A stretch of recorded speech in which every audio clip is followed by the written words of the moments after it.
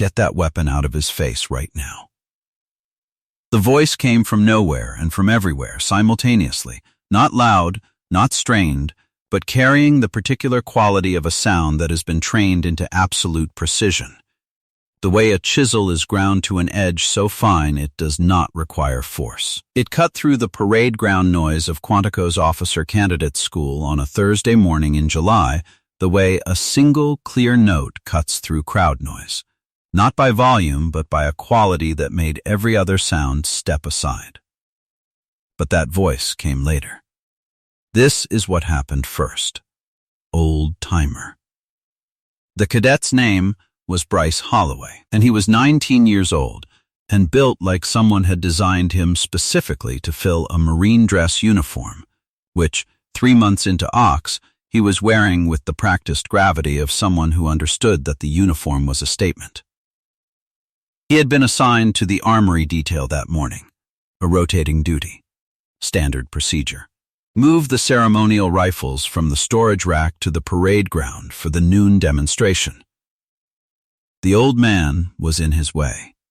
"Hey, old timer, you need to move." The old man did not move.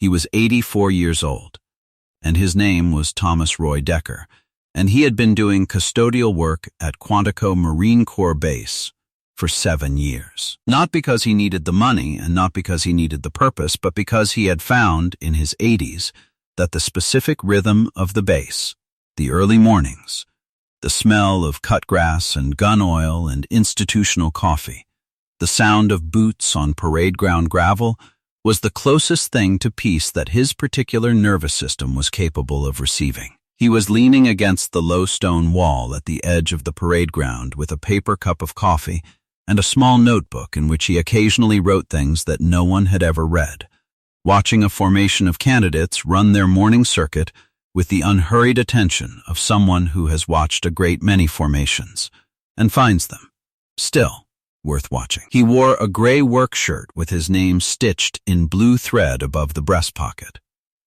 Worn canvas trousers. Work boots that had been resoled so many times the original sole was a memory. On the collar of the gray shirt, where it had been for longer than Cadet Holloway had been alive, was a small pin.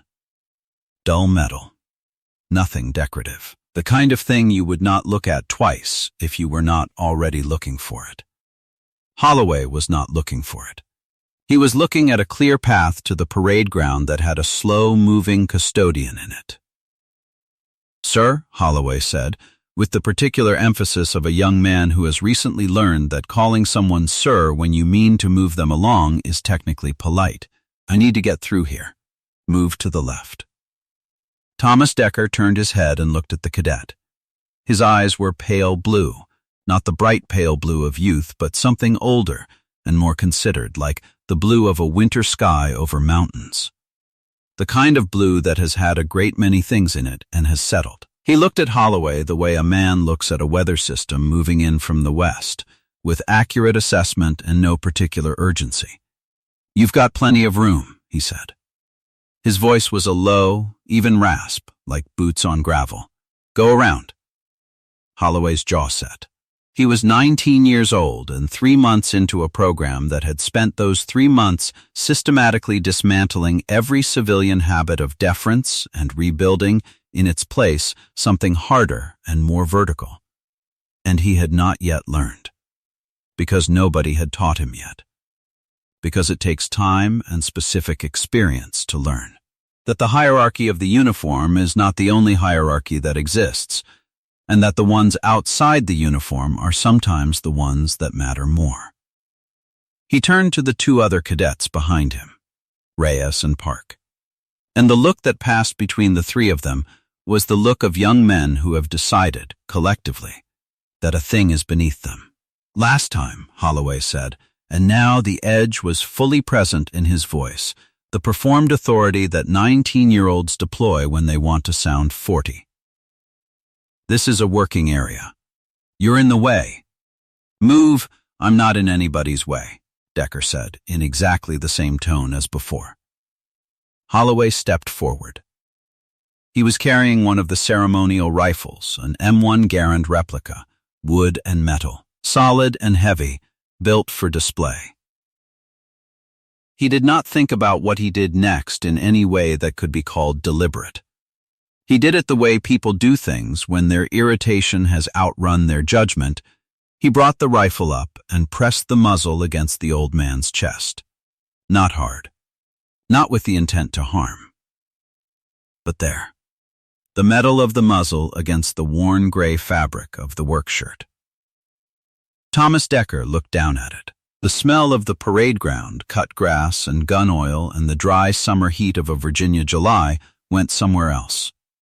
What replaced it was the smell of red clay and monsoon rain, and the particular quality of air in Kungtru province in the third week of February 1968, when the air smelled of things that air should not smell of, and when the light at 4 in the morning was no light at all. He was 28 years old. He was lying in a fighting position on the western edge of a tree line, and the position was small, and the night was large, and the sounds coming from beyond the position had been continuous for 9 hours and showed no sign of becoming less.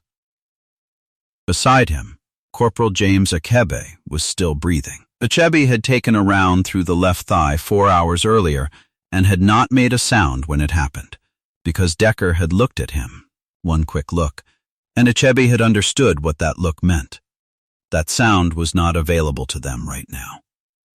That they were in a place where sound was something they could not spend. Achebe had pressed his hand against his own leg and had not made a sound, and Decker had continued doing what he had been doing, which was holding the line on the western edge of a tree line in Kungtru province, with the particular quality of controlled attention that his first gunnery sergeant, a man named Holt, dead now, dead for 50 years, had told him was the only thing that mattered when everything else was taken away. You don't fight with what you're feeling, Holt had said. You fight with what you've decided. Decide early. Decide once. Don't revisit. He had decided early. At some point in the night, in between the things that required his full presence, he had looked at Achebe's face in the dark, and Achebe had looked at his. And something had passed between them that had no name, but that both of them understood. It was the acknowledgement of a fact. They were going to be here until dawn, and when dawn came they were going to find out together what dawn meant. Nothing about that fact was negotiable, and neither of them had any desire to negotiate it, because the alternative to being here was leaving, and leaving was not a thing that either of them had ever decided to do. At dawn, a relief force arrived.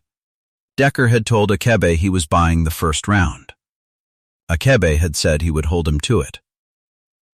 Achebe had gone home.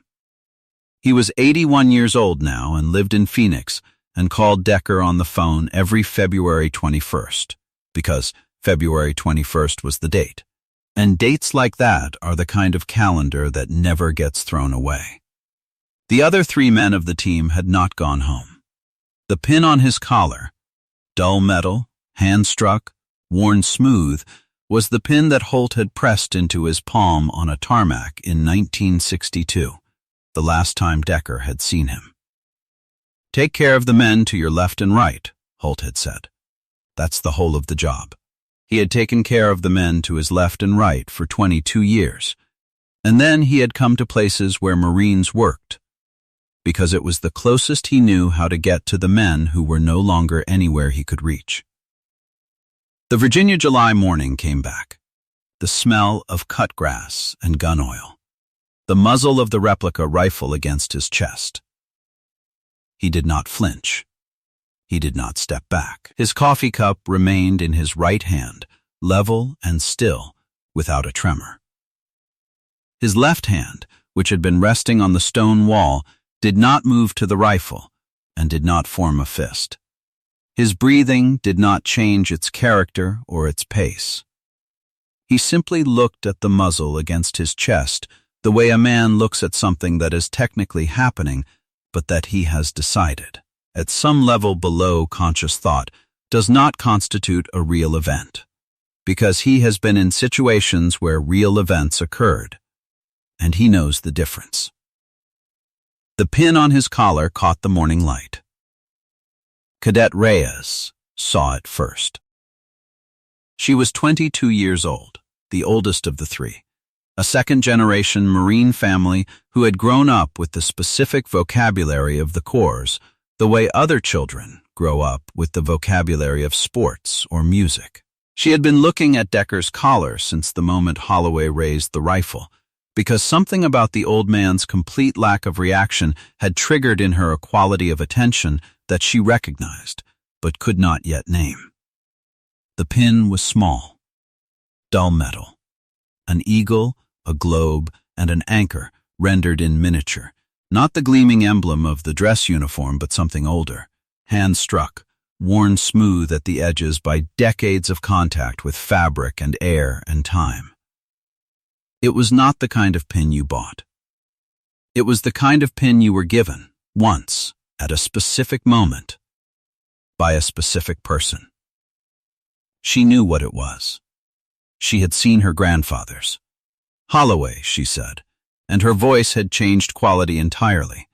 Not louder, but lower, stripped of the collegial shorthand of 3 months of shared training and replaced with something more urgent and much more careful.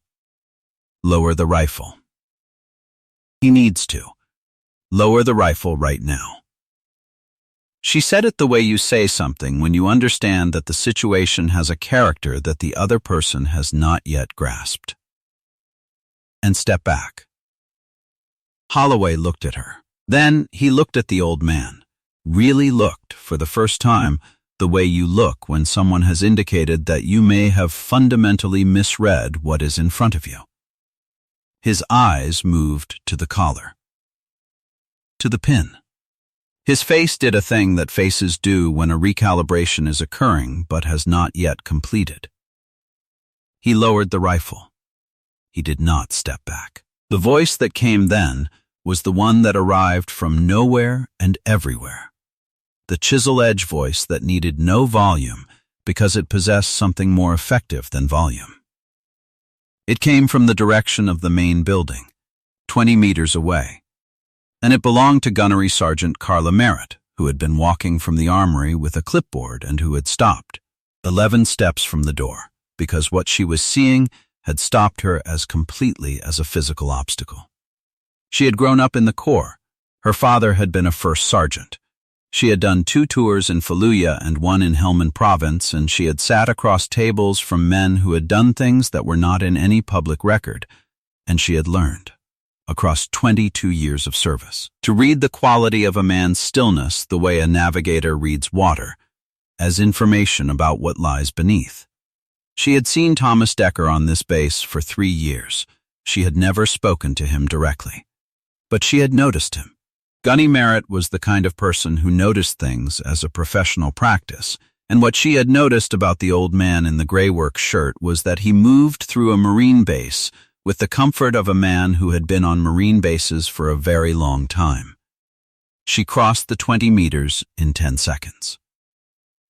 "Cadet Holloway," she said, at a volume and in a tone that caused Holloway to snap to attention with the reflexive speed of a system that had been thoroughly conditioned. "What is your hand doing on that weapon while it is in contact with a civilian?" She did not wait for an answer. "Step back. 3 steps. All 3 of you." They stepped back. Merritt looked at Decker. His coffee was still level. The pin was catching the light. She looked at the pin for a long moment, long enough that the cadets, watching her face, understood that she was looking at something that had meaning, without yet understanding what the meaning was. When she looked up at Decker's face, something had shifted in her expression. "Sir," she said, and the word came out differently than it had from Holloway. Careful, specific. The word of a person addressing an actual specific person rather than a social category. "Would you be willing to wait here for a few minutes?" Decker looked at her. He sipped his coffee. He said, "I've got nowhere I need to be." Merritt pulled out her phone. She walked 10 steps away. The cadets watched her back, watched the particular tension of her posture as she spoke, the way her free hand came up briefly to press flat against the side of her own leg, a gesture of controlled urgency. The call lasted 40 seconds. Whoever received it asked one question, audible as a murmur across the distance. Merritt answered, "Thomas Roy Decker." "Decker." "Yes, sir." "Certain." The silence on the other end lasted long enough that Merritt glanced back at Decker once. A quick, involuntary assessment. The kind of look you give something when you are simultaneously understanding it for the first time and revising everything you thought you knew. The voice that returned was clipped, precise, and stripped of every non-essential element. "Do not let him leave. I'm on my way." The call that Merritt had made went to Major Thornton in base administration. Major Thornton heard the name Thomas Roy Decker and sat forward in his chair with enough speed that his coffee rattled on the desk, and then sat very still for a full 3 seconds before making the next call. That call went to Colonel Ashford. Colonel Ashford heard the name and stood up from his desk and walked to the window and stood there with his back to the room, very still, and then turned and said to no one in particular, "Get me General Wills." General Margaret Wills, commanding general of Marine Corps Base Quantico, heard the name Thomas Roy Decker and said nothing at all for a moment that stretched long enough that the aide who had delivered it thought the line had dropped. Then she said, "I'll drive myself." She was there in 8 minutes. The parade ground had gone quiet in the interval. Not the organized quiet of scheduled activity, but the organic quiet of a space where the people present have understood that something is happening, and have stopped generating noise in the way that people do when they instinctively feel that noise would be inappropriate. The 3 cadets stood where Merritt had placed them. Decker was still at the stone wall with his coffee and his notebook, which he had opened at some point, and in which he appeared to be writing something in a small, careful hand. Merritt stood nearby, at a distance that was respectful rather than supervisory, with the stillness of someone who is waiting for something they understand will be significant. The vehicle that pulled up was not a convoy. It was a single dark SUV, which was somehow more striking. The specificity of one vehicle moving with purpose, stopping with precision at the edge of the parade ground. General Margaret Wills got out alone. She was 58 years old, trim and deliberate in her service dress, with the posture of someone who has carried the weight of command for long enough that the posture has become structural rather than performed. She walked across the parade ground toward the stone wall. She did not look at the cadets. She did not look at Merritt. She looked at Thomas Decker. She stopped in front of him. He looked up from his notebook. General Wills came to attention. She rendered a salute, not the brisk, functional salute of base protocol, but the full, formal, held salute of someone rendering honors at the level of genuine reverence. She held it for 4 full counts. The 3 cadets, standing 20 feet away, watched a 3-star general salute an 84-year-old man in a gray work shirt. Decker closed his notebook. He rose, slowly, with the economy of a man who has made his peace with the cost of motion, but with a straightness in his spine that had nothing to do with effort and everything to do with what had been trained into it 60 years ago and had never entirely left. He returned the salute with his right hand, steady as a rifle in a rest position, and held it. "General," he said. "Mr. Decker," she lowered her hand. "I apologize for what happened this morning. It won't happen again." "Young men," Decker said. "They don't know what they haven't seen yet. No fault in that." Wills turned. She looked at the 3 cadets with an expression that Cadet Reyes would later describe, to people who asked, as the expression of someone looking at something they intend to fix. She spoke to them without raising her voice, which was more effective than raising it would have been. "Candidates, this is Thomas Roy Decker. He served in the United States Marine Corps from 1957 to 1979. 22 years. His service record includes tours in Lebanon, the Dominican Republic, and 3 tours in Vietnam. His unit designations included 1st Force Reconnaissance Company and 2 attachments to classified advisory operations in theaters that I am not cleared to fully discuss in an open setting and that he has never discussed publicly in his life. His awards include 3 Purple Hearts, 2 Bronze Stars with Combat V, a Navy Cross, and the Medal of Honor, awarded in 1968, for actions in Quang Tro Province during the Tet Offensive. In circumstances that I have read in their classified detail and that I will tell you are among the most extraordinary in the documented history of this Corps. She paused. She let the parade ground air hold the weight of that. He held a position alone for 11 hours. 11 hours. Against a force that outnumbered his team by a factor this Corps does not like to put in writing. He did not withdraw. He did not request evacuation until every man in his team who could be moved had been moved. The position he held is marked on internal training maps at Quantico and at Pendleton and at Camp Lejeune. It is referenced in the Advanced Infantry Tactics curriculum as a case study in what the human capacity for controlled engagement actually looks like at its absolute limit. Instructors who teach that section of the curriculum have been taught to tell their students, "Do not say you would have done the same. You do not know what you would have done. Neither do I." Her eyes moved to Holloway. They did not linger. They communicated. "The rifle that was pressed against his chest this morning," she said quietly, "is a replica. The man you pressed it against is not."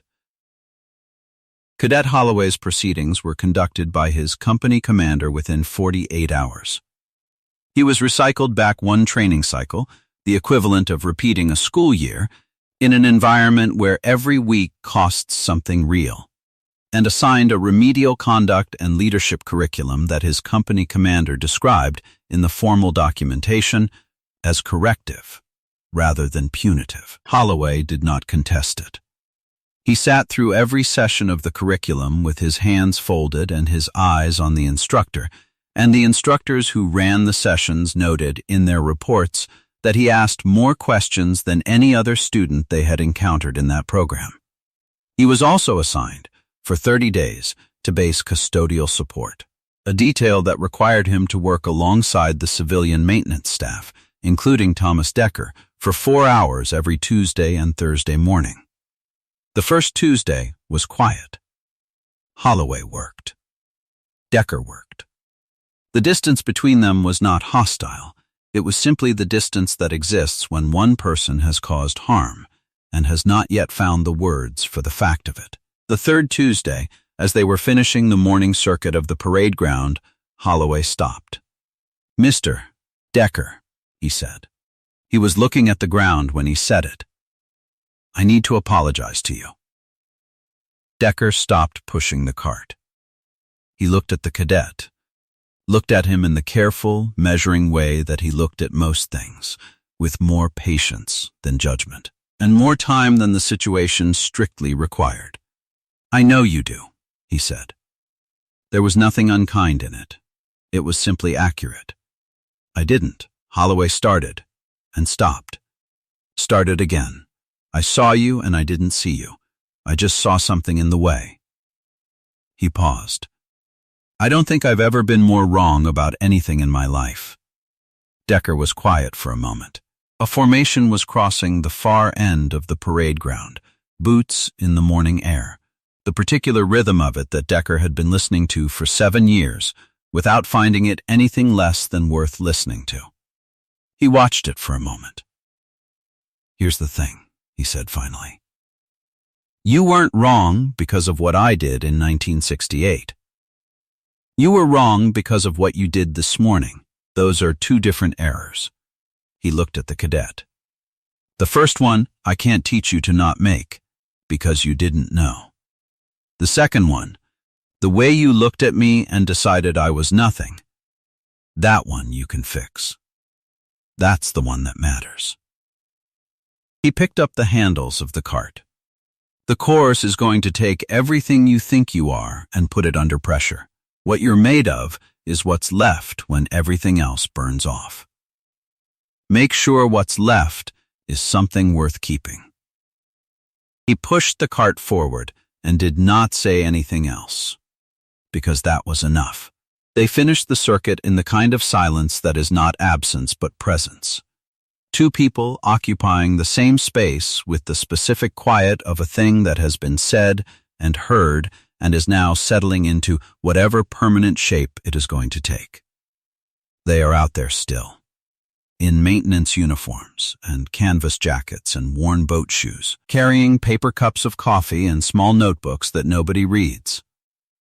They watch formations on parade grounds and sit at the edges of things, and they do not announce what they are or ask for anything.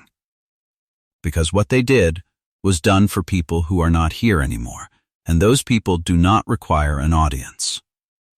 They require only that someone remember to look, really look, at the person standing in front of them, before they decide they already know what is there.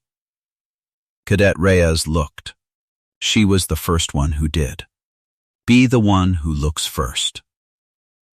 If you were moved by Thomas Decker's story of quiet courage and enduring grace, hit that like button, share this video with someone who needs to be reminded that greatness rarely announces itself, and subscribe to Veterans Valor for more stories of the unassuming heroes who walk among us every day.